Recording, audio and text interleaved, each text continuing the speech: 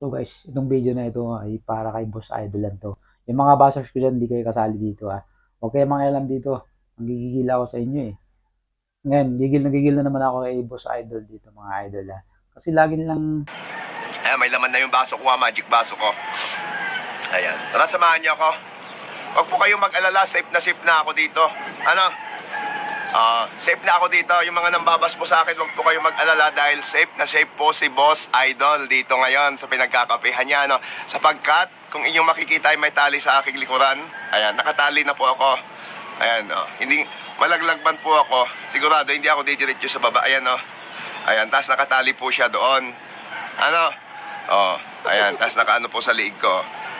Ayan, Kumbaga, lagi na lang hinahamon si Boy Tapang, mga idol. Ngayon, di naman sumagot sa kanya si Boy Tapang, mga idol, dahil nga kahit matapang yun, mga idol, sa pangalan lang yun Boy Tapang, pero wala. Tiklop kay Boss Idol yung mga idol. So ngayon, si Boss Idol naman hinahamon ko ngayon, mga idol, Yung mga bashers ko dyan, di kayo kasali dito, Ngayon, gigil na naman ako kay Boss Idol na ito, mga idol.